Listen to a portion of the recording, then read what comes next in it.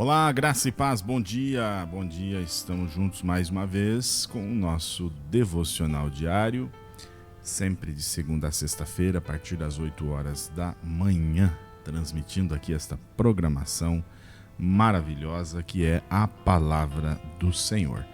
Estamos passeando, pelo livro de Números e hoje nós chegamos aí ao capítulo 20 deste livro, que tem nos ensinado, muito mais do que mera história, tem nos ensinado muito acerca de Cristo,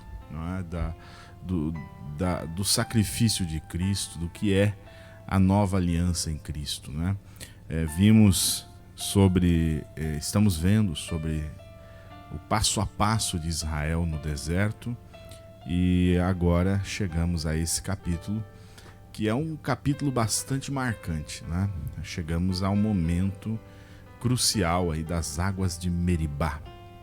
Um momento de crise, um momento onde o profeta Moisés, pressionado pelo povo, vai falhar em obedecer a Deus.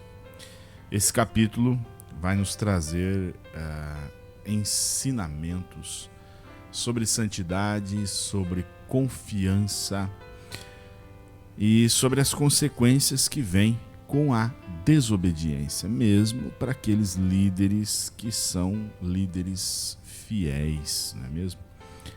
Vem comigo, vamos ler Números capítulo 20, para a gente aprender um pouquinho mais da palavra do Senhor. Números capítulo 20 diz o seguinte: Toda a congregação dos filhos de Israel chegou ao deserto de Zim no primeiro mês, e o povo ficou em Cádiz. Ali Miriam morreu e ali ela foi sepultada. Não havia água para o povo, então se ajuntaram contra Moisés e contra Arão. E o povo discutiu com Moisés, dizendo: Antes tivéssemos morrido quando nossos irmãos morreram diante do Senhor. Por que vocês trouxeram a congregação do Senhor para esse deserto, para morrermos aqui, nós e os nossos animais? Por que vocês nos tiraram do Egito para nos trazer a esse lugar horrível, onde não há cereais, nem figos, nem vinhas, nem romã, nem água para beber? Então Moisés e Arão saíram da presença do povo e foram para a porta da tenda do encontro e se lançaram sobre o seu rosto. E a glória do Senhor lhes apareceu. O Senhor disse a Moisés: Pegue o seu bordão e ajunte o povo, você e Arão, seu irmão. E diante do povo falem à rocha, e ela dará a sua água. Assim vocês tirarão água da rocha e darão de beber à congregação e aos animais. Então Moisés pegou o bordão que estava diante do Senhor, como este lhe tinha ordenado. Moisés e Arão reuniram o povo diante da rocha. Então Moisés lhes disse: Agora escutem, rebeldes. Será que temos de fazer com que saia a água desta rocha para vocês? Moisés levantou a mão e feriu a rocha 2 vezes com seu bordão. E saíram muitas águas, e a congregação e os seus animais beberam. Mas o Senhor disse a Moisés e a Arão: Porque não creram em mim para me santificarem diante dos filhos de Israel, vocês não farão entrar este povo na terra que lhe dei. São estas as águas de Meribá, porque os filhos de Israel discutiram com o Senhor, e o Senhor se santificou neles. Amados, um momento crucial, um momento de grande pressão no ministério de Moisés. O povo enfrenta a falta de água. E mais uma vez, repetindo o padrão anterior, repetindo o ciclo de murmuração, Eles vão murmurar, eles vão murmurar aí contra Moisés e Arão, revelando essa ingratidão, essa incredulidade no seu coração. É um ciclo constante que vai se repetindo. Nós vemos essa mesma murmuração lá em Êxodo 17. Nós vimos aqui em Números também. Vez ou outra o povo está murmurando. Aqui já ensina-nos uma grande lição, não é? Como é que a gente está reagindo quando falta algo essencial? Será que nós estamos correndo para o Senhor para clamar ou para reclamar? Fica aí uma grande lição, né? Com os erros dos outros a gente pode aprender muito mais, né? Diz que o sábio ele aprende com o erro do outro e com o acerto do outro, né?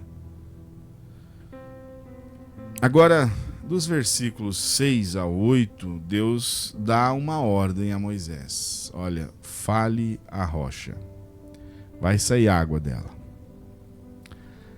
Essa ordem tinha vários princípios que Deus estava querendo ensinar, até porque também era uma tipologia de Cristo, né? Então, Deus estava tentando ensinar a obediência, santificar o seu nome diante do povo.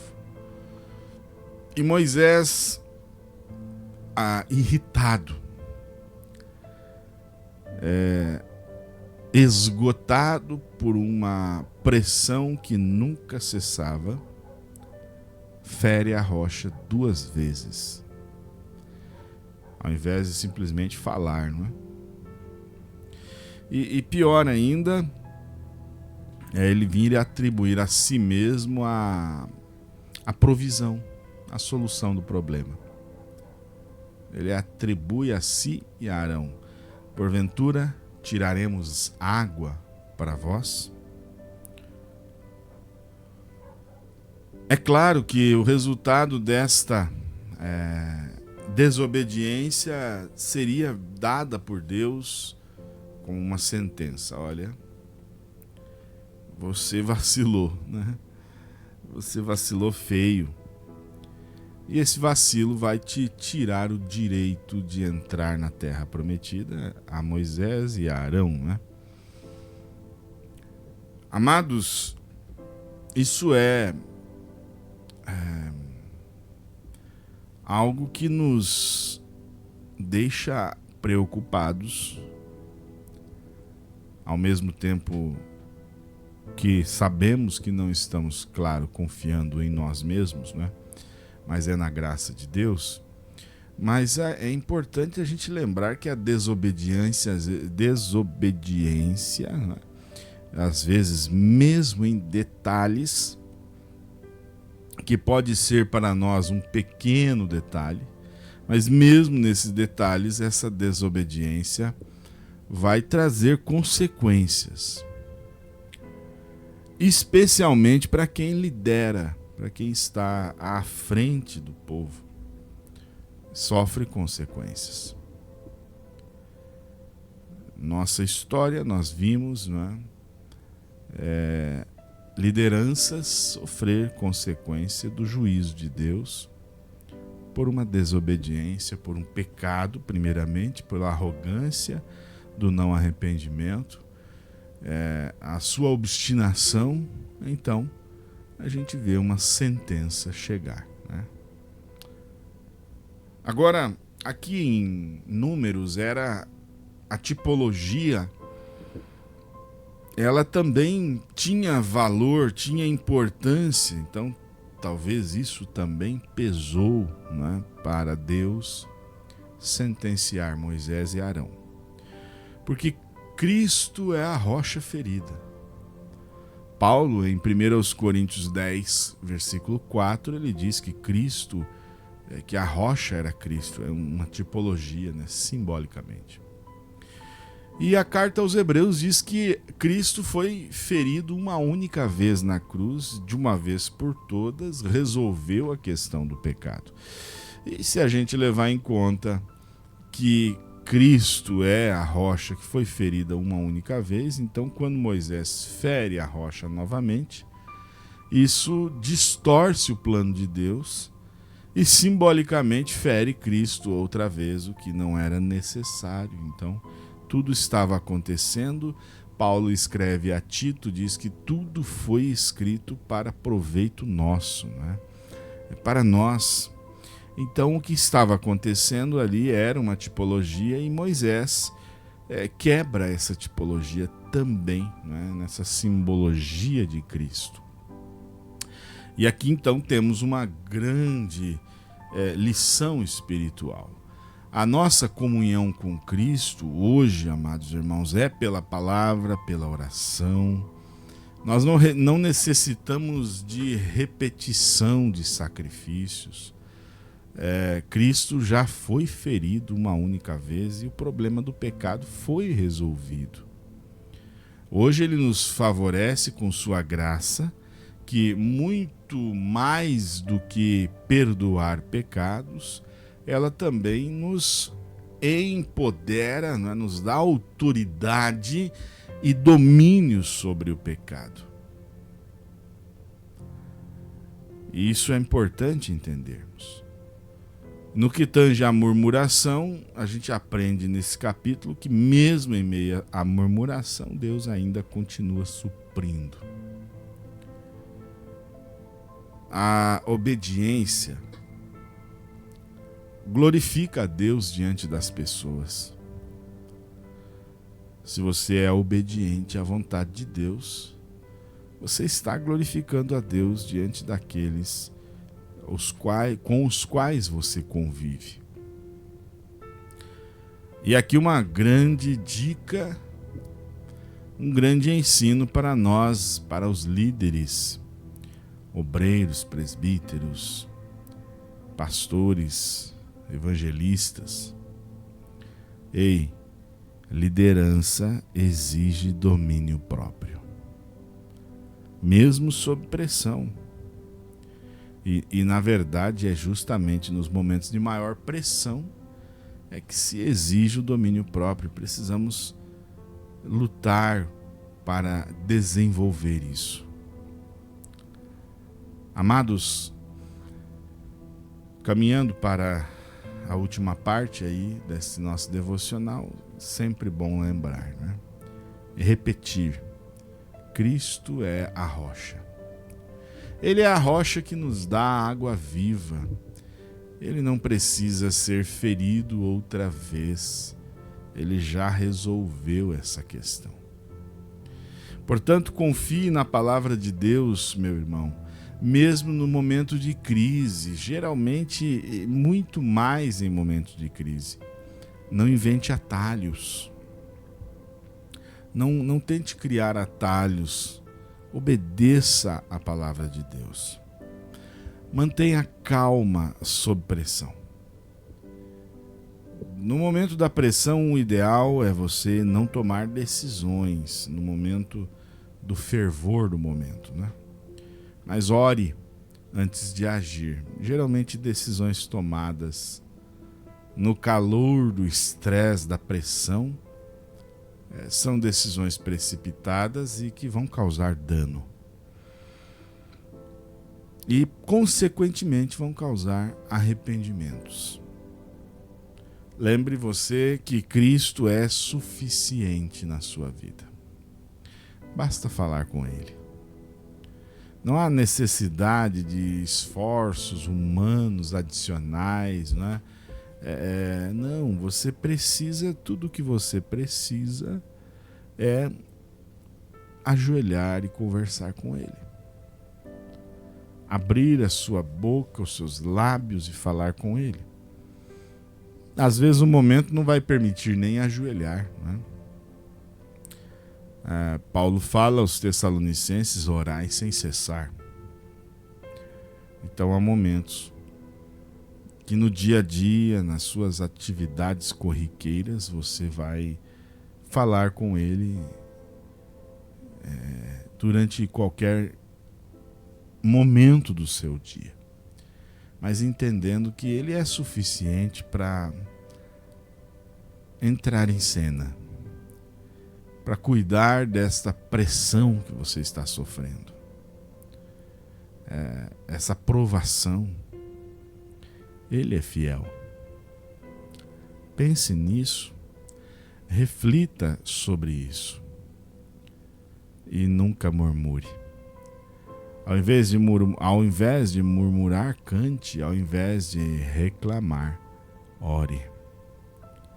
Querido Deus, aqui chegamos mais uma vez pela fé em Tua Palavra.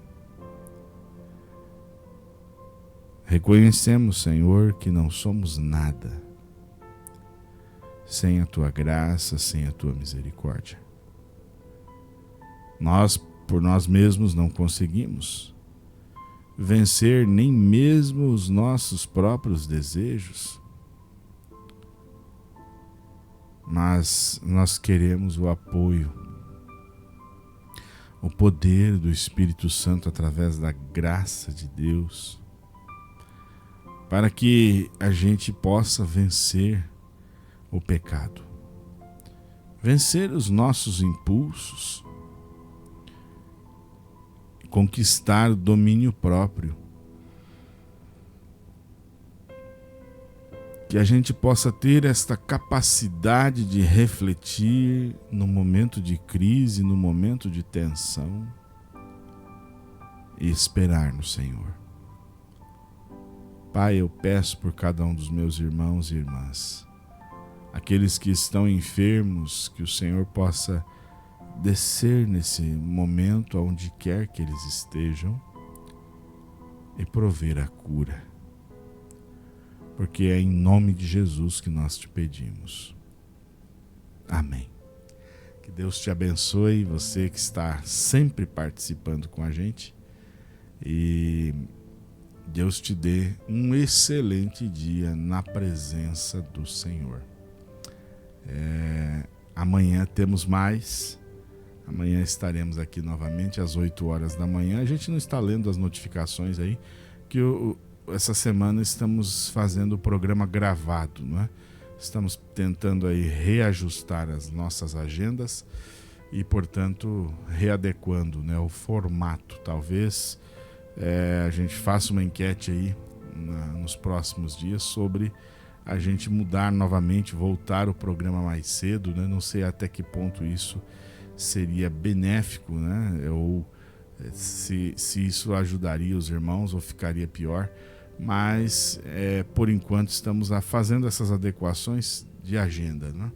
Então às vezes o programa vem gravado, eu não consigo ler aí as notificações, mas todos vocês que estão aí mandando sua notificação, continue, né? Mande seu nome, a cidade de onde você participa, e que Deus te abençoe.